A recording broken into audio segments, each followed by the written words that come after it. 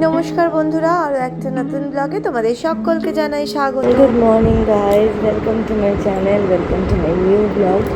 আশা করছি তোমরা সবাই খুব ভালো আছো, সুস্থ আছো, জাস্ট ফাটাফাটি আছো। আমরা তো ভালো আছি। সবে ঘুম থেকে উঠেছি, আজকে বাজে 9:30 মায়ের কাছে। আর এবার স্নান টান করবো, ফ্রেশ হবো। ব্রেকফাস্টটা আমি জানি না কিছু করবো কি না। আর মানে পেটটা একদম খুব টাইট হয়ে আছে, কালকে খাওয়া দাওয়া হচ্ছে রাত্রিবেলা। তো দেখছি আমি একটু খাই কি না, খেলেও একটু লস্যি টাইপের খাবো, আর কিছু খাবো না। তো যাই হোক, ছেলে এখনও ওঠেনি, বললাম উঠে খাওয়া দাওয়া কর, স্নান টান করে যাব।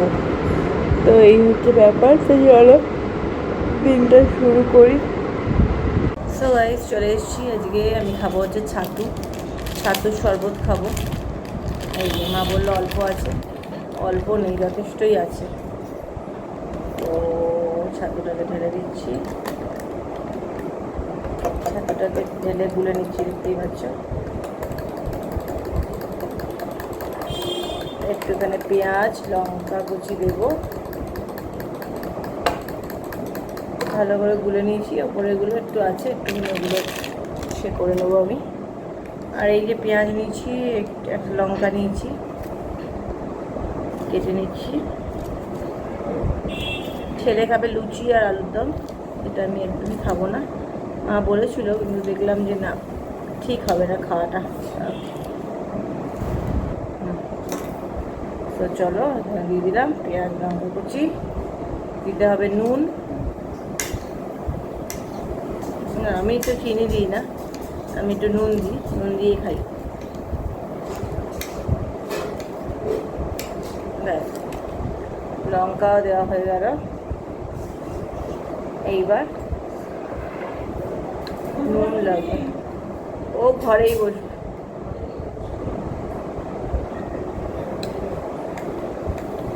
চলো একটু নুন দিয়ে দিই।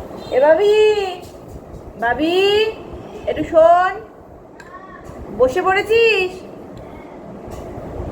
ঠিক আছে, বসে পড়েছে, দরকার নেই আর। নিয়ে নিচ্ছি বা একটু, হ্যাঁ একটু নুনটা একটু দিয়ে যেত আমাকে, নুনটা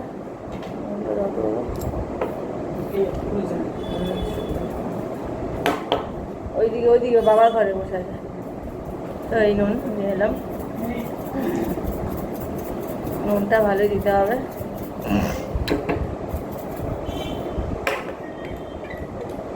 ছাতু কিন্তু সবসময় জল দিয়ে তারপরে ছাতু দেবে। ছাতুর উপরে যদি জল দাও, সে কিন্তু আর গলে না। এ আমার নিজের চোখে দেখা, মানে এক্সপিরিয়েন্স করা, তাই জন্য তোমাদেরকে বলতে পারলাম। ছাতু অলওয়েজ, ছাতুর ওপরে জল দিলে ছাতু গুলতে চায় না, সবসময় জলের মধ্যে ছাতু দেবে।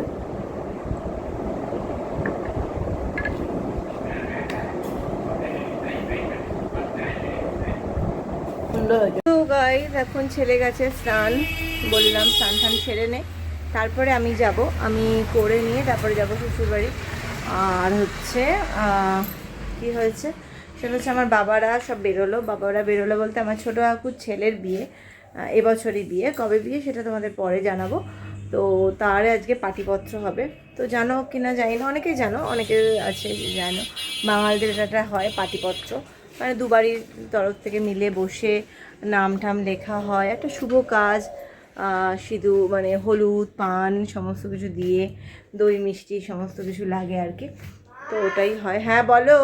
তো যাই হোক, সো গাইস, আমরা এখন বেরিয়ে তো গেছি।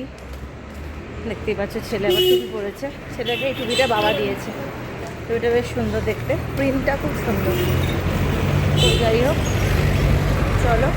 আকাশটাও খুব একটা সুবিধার নয়, কেমন একটা যেন করেছে, তাপও আছে। তো এখন যাব কসবা, এখান থেকে অটো করে টালিগঞ্জ যাব, টালিগঞ্জ থেকে বাস ধরবো। ওখান থেকে অনেক বাস আছে কসবা যাওয়ার, দেখা যাক কী বাস পাওয়া যায়।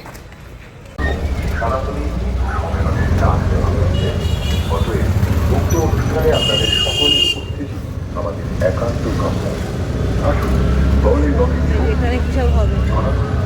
তো দেখো কীরকম বৃষ্টি হচ্ছে বন্ধুরা। আমরা না দাঁড়িয়ে আছি একটা শেডের নিচে। এই যে আমার মা ছেলে তো শেডের নিচে দাঁড়িয়ে আছি। প্রচুর বৃষ্টি, কেমন বৃষ্টি হচ্ছে বল? দারুণ। বা এটা কি হচ্ছে? আর এদিকে হলুদ প্রচণ্ড বৃষ্টিতে এত বৃষ্টি হচ্ছে, দাঁড়িয়ে আছি মোটামুটি অনেকক্ষণ। তো দেখা যাক। দেখো অবস্থা ছেলের পা খুলে দিয়েছি, কিছু করার নেই, ও এভাবেই যাচ্ছে। রাস্তা মনে জল, ওর যদি জলটা যদি অবস্থা দেখবে, আমার অবস্থা দেখো। আমার কপালে ছাতা নেই, কারণ ছেলেটাকে ছাতা দিয়েছি। তো চলো, হাতে আবার জুতো, ছেলের জুতো ভিজে গেলে খুব মুশকিল হয়। তো তাই জন্য জানিস তো কোন বাড়িটা, ঢুকে যা, চল চল।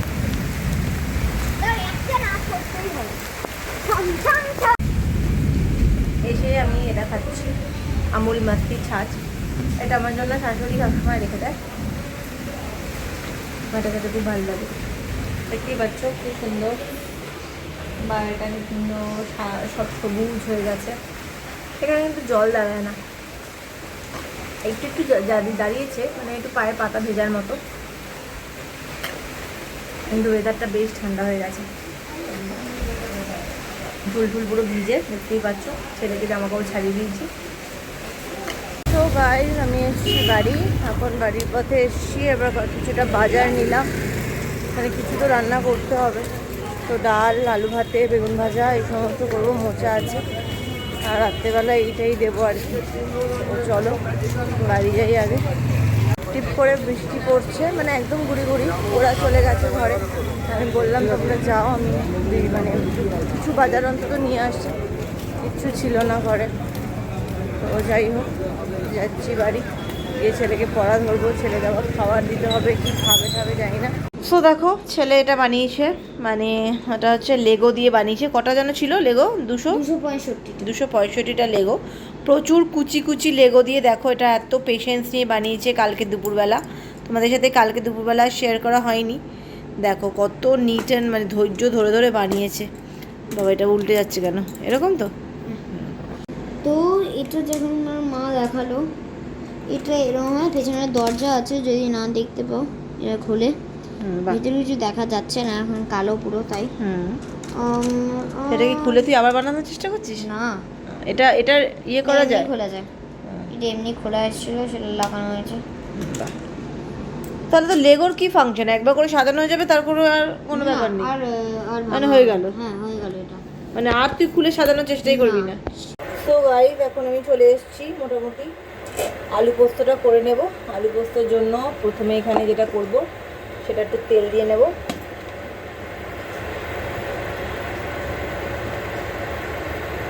এই তেলটা দিয়ে নিলাম, দেখতেই পেলে। তেল দিয়ে এবার যেটা করব সেটা হচ্ছে একটু কালো জিরে ফোড়ন দেব। লঙ্কা দিচ্ছি না, একটু পেট খারাপের গল্প আছে লোকজনের। তো আচ্ছা, এখানে আমি না বেগুন ভাজা রেখেছি, বেগুন ভাজবো। এই যে একটুখানি কালো জিরে দিয়ে দিলাম, কালো জিরেটা একটু ভাজা ভাজা হয়ে যাক। কাঁচা লঙ্কাটাও আমি আর দেবো না, অ্যাভয়েড করছি।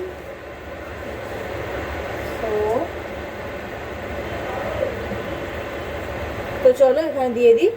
তো দেখতেই পাচ্ছ, এখানে মোটামুটি আমি আলুগুলোকে দিয়ে দিলাম। আলুগুলোকে একটু সেদ্ধ করে নিয়েছিলাম। তো এই আর কি, আলু পোস্তটা করে নিচ্ছি। ছেলে আজকে এবেলা রাতে খাবে, প্লাস কালকে টিফিনে নিয়ে যাবে। আমি এরপরে করবো হচ্ছে ডাল। তো আলু পোস্তটা একটু দিয়ে দিলাম, নুন দিয়ে দিচ্ছি।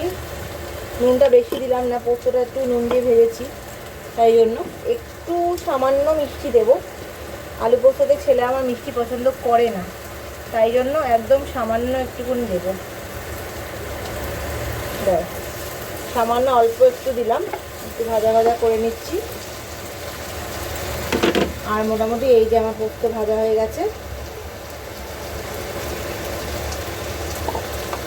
এই হলো পোস্ত ভাজা বলছি, সরি, পোস্ত বাটা। তো চলো পোস্তটা এখানে দিয়ে দিচ্ছি, একটু উপর থেকে দিচ্ছি যাতে তোমরা দেখতে পাও। এই পোস্তটা দিয়ে দিলাম। এইবার ভালো করে একটুখানি জল দিয়ে করে নিতে হবে। ততক্ষণ এটা ভাজা ভাজা হোক, ততক্ষণ আমি একটুখানি জলে গুলে নিলাম পোস্তটাকে। ব্যাস হয়ে গেল। ব্যাস, এবার এটাকে ভালো করে নেড়ে নেব, ঠিক আছে। ওপর দিয়ে একটু কাঁচা তেল ছড়ালে হয়, কিন্তু আমি আর ওসব কিছু করাচ্ছি না।